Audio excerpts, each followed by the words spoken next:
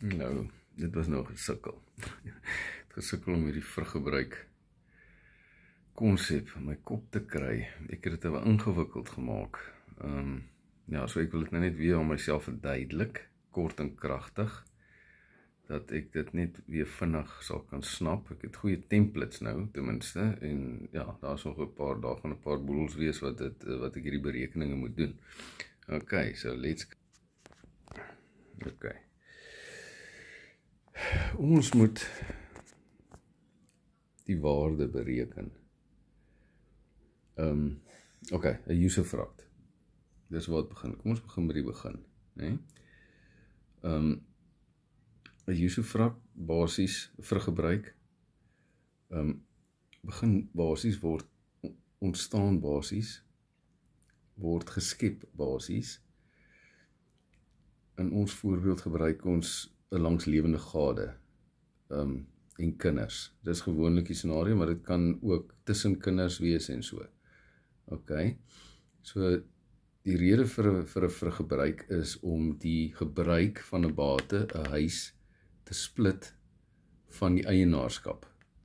So die vruggebruiker kry die reg, ingevolge testament dan gewoonlik, testateur gaan dood, hy het 'n testament, ja, hy het 'n testament, hy sê, okay, my kinders erf ek het 3 kinders, my 3 kinders erf die huis, maar ek wil graag hê my vrou moet in die huis kan bly, so sy is die usufruct, die vruggebruiker, hulle is die bare dominium holders, of die blote eienaars, so hulle, die eienaarskap, die blote eienaarskap word geregistreer op die akte in hulle 3 se name, en die vruggebruik word geregistreer in die langslewende se naam, né?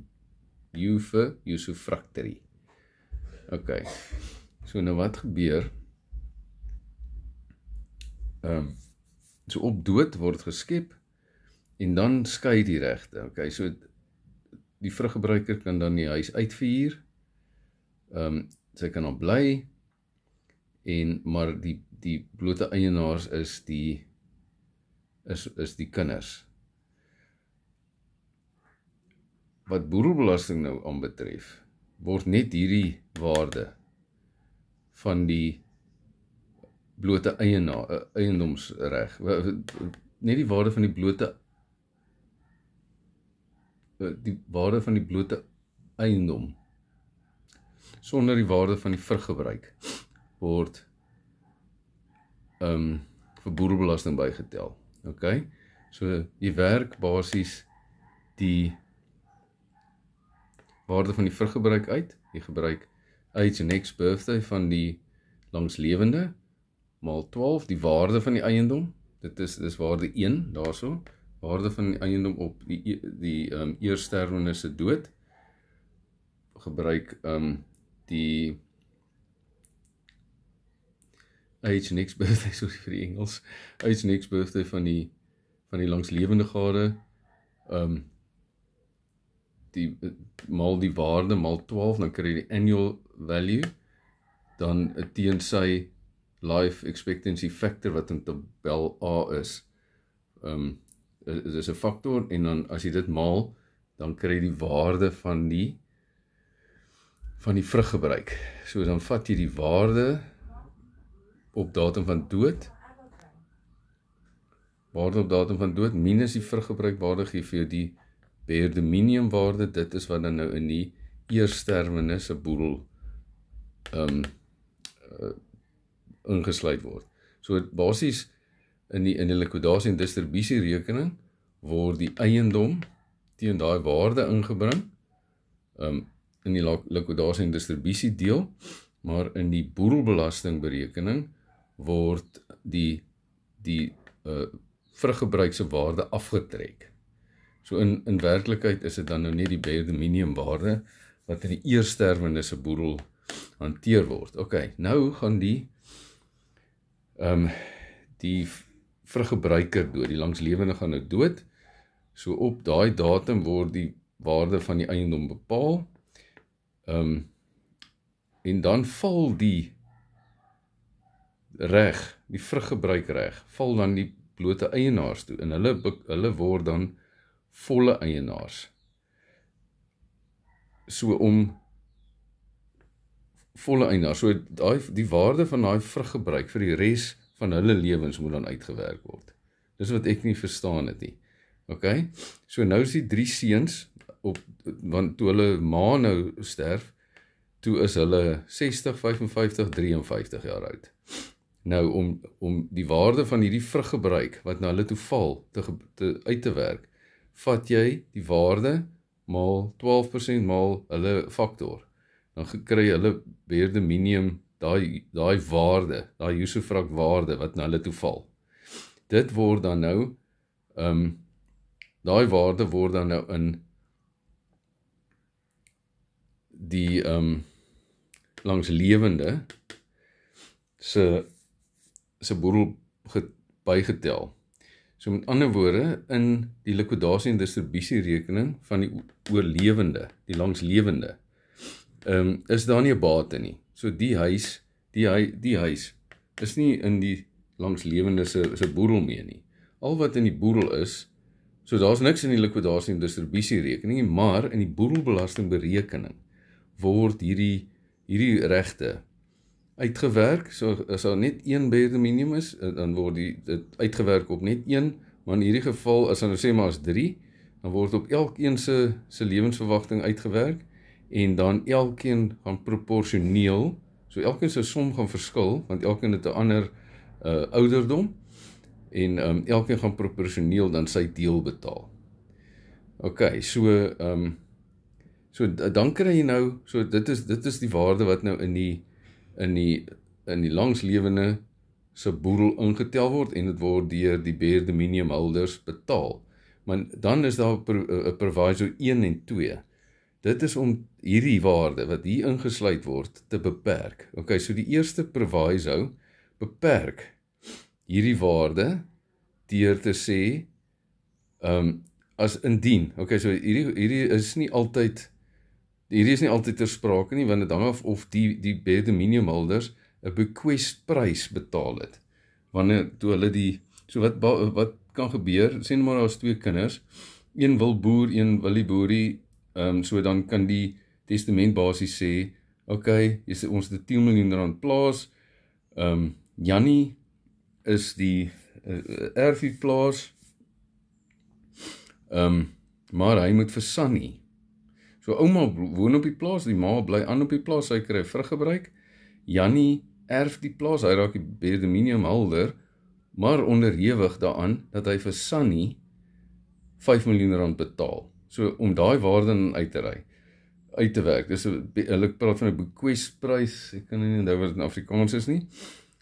So wat ook al hy betaal het, plus 6% per jaar compound. So dit word uitgewerk.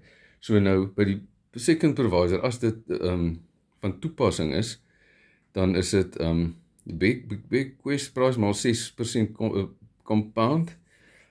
So hierdie waarde, die beheerde minimum waarde wat die waarop hulle belasting moet betaal, die waarde wat uitgewerk is, dit word dan verminder met hierdie bequest prys. So dit minus die bequest prys gee vir jou 'n prys. En dit is dan 'n waarde. So as hierdie prys minder is as die prys, dan gaan die prys gebruik word. Die prys wat van die first provider. Dan die tweede provider is van toepassing wanneer, soos in hierdie geval, die vruggebruik eindig, so dit is 'n usufruct ceasing, en dit val die beheerde minimumhouders toe, so hulle word full ownership. Dan is die tweede proviso van toepassing. So die tweede proviso sê, hierdie die waarde op datum wanneer die langslewende sterf, daai waarde minus die beheerde minimumwaarde wat ons nou in die eerststerwende se boedel geval het. Moet uitgewerk word. Ok, so basies al hoe jy die bare minimum waarde uitwerk, jy werk dit maar soos ons dit nou aanvanklik uitgewerk het, oor die lewe van die usufructory, né? So dit is waarde op datum van dood, minus die waarde van die usufruct, gee vir jou die bare minimum waarde, trek mens af van hierdie waardes af. So, vruggebruik word uitgewerk, so jy werk die die waarde van daai reg wat die langslewende kry, om die bare minimum waarde te kry. Ja, soos ons so fair market value met die useful, is eintlik baie eenvoudig.